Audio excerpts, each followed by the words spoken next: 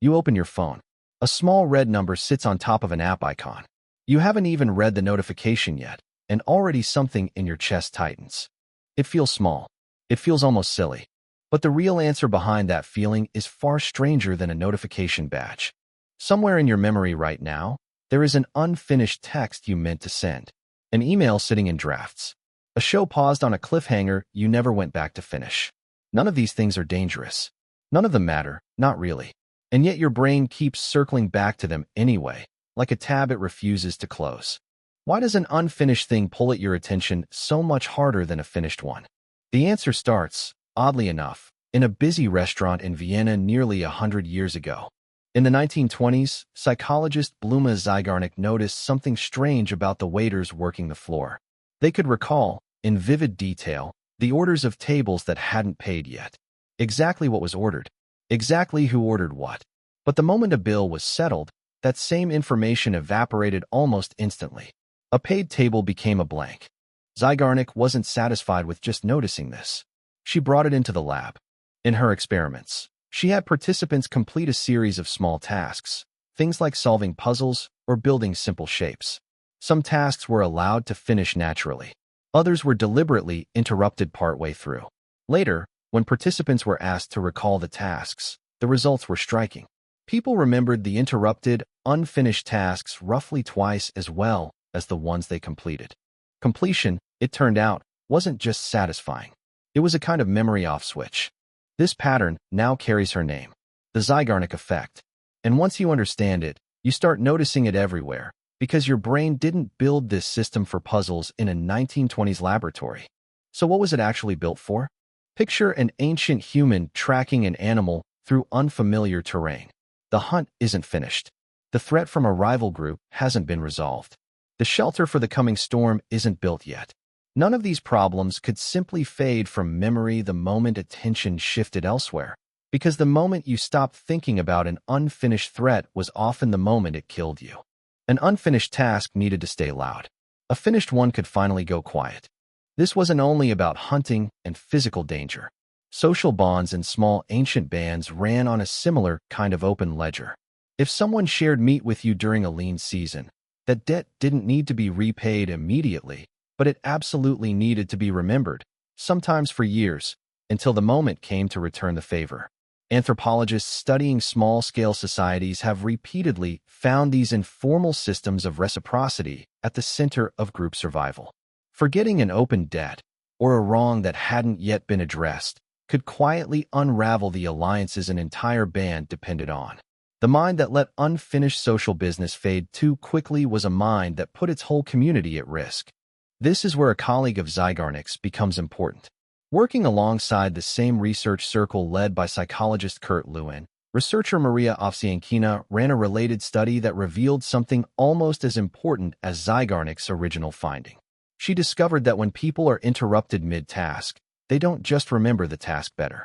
Given the chance, they spontaneously try to go back and finish it, even without being asked to, and even when finishing it offers no reward at all. Read that again for a second. No reward. No benefit. People still felt compelled to close the loop, purely because it was open. That compulsion is not weakness. It is an ancient alarm system, and it is still fully wired into you. Researchers studying anxiety and intrusive thoughts have repeatedly pointed to this same mechanism as one piece of a larger puzzle. A worry that has nowhere to go, no plan, no resolution, tends to resurface again and again throughout the day, often at the most inconvenient moments, like right before sleep. This isn't your mind malfunctioning. It's the open-loop alarm doing exactly the job it evolved to do, repeatedly flagging something it considers unfinished business, regardless of whether finishing it is even possible right now. Think about what this means for the discomfort you feel staring at an unread message. Your brain isn't reacting to the actual content of that message. It's reacting to the open loop itself, the same way it once reacted to an unfinished hunt or an unresolved conflict with a neighboring group. The stakes have changed completely. The wiring underneath has not changed at all. Here's where the story takes its counterintuitive turn. For most of human history, this open-loop tension was useful precisely because it was rare. Unfinished problems were occasional and high stakes.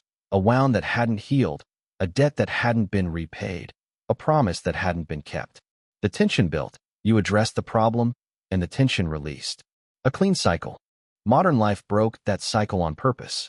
Researchers studying motivation and goal pursuit, including work by psychologists E.J. Masacampo and Roy Baumeister, found that simply making a concrete plan for an unfinished goal, even without completing it, was enough to quiet the intrusive thoughts tied to that goal.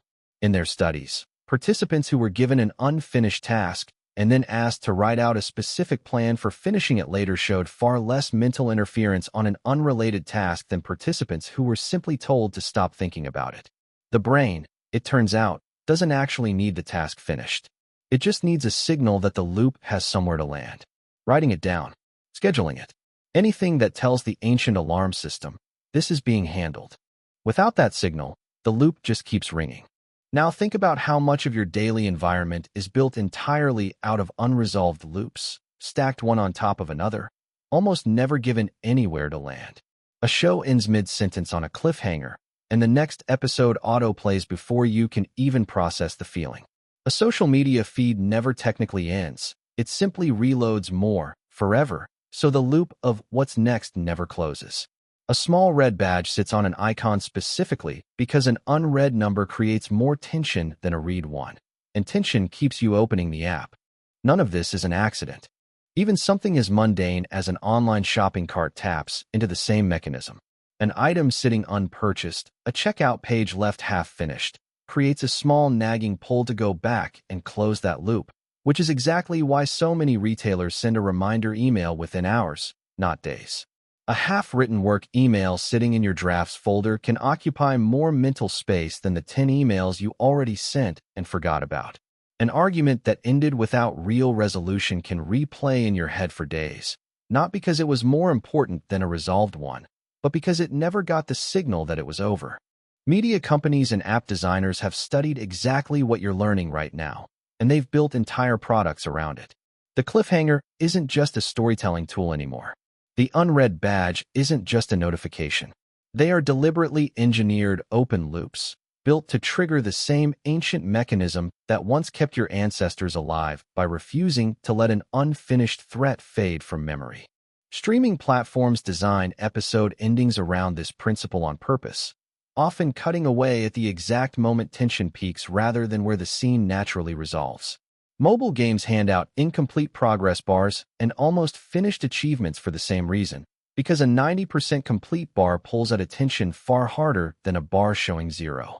None of these designs are guessing. They are built on decades of the same research you're hearing about right now, repurposed from understanding the mind to capturing it. You are not weak-willed for struggling to put your phone down. You are reacting exactly the way a brain built by hundreds of thousands of years of unfinished danger is supposed to react when it's surrounded by hundreds of artificial unfinished things, all at once, all day, every day. There's something almost unfair about that, isn't there? An ancient survival system, perfectly tuned for occasional unresolved threats, dropped into a world that manufactures unresolved threats by design, every few minutes, on purpose, for profit.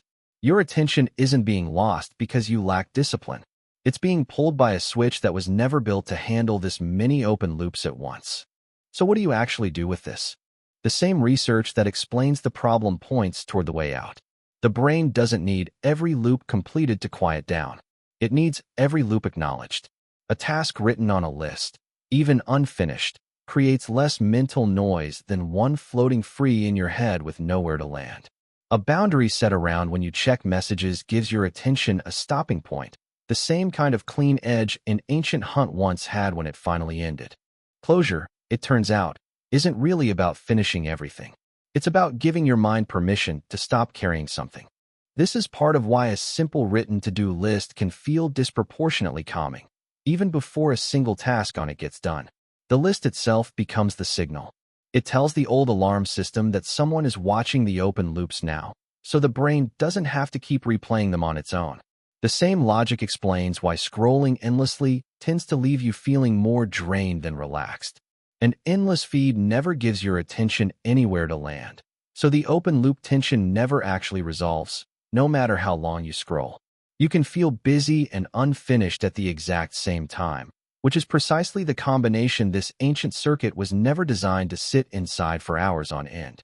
This reframes the discomfort of an unread message, an unfinished show, an open tab sitting quietly in the back of your mind. It was never really about the content waiting there.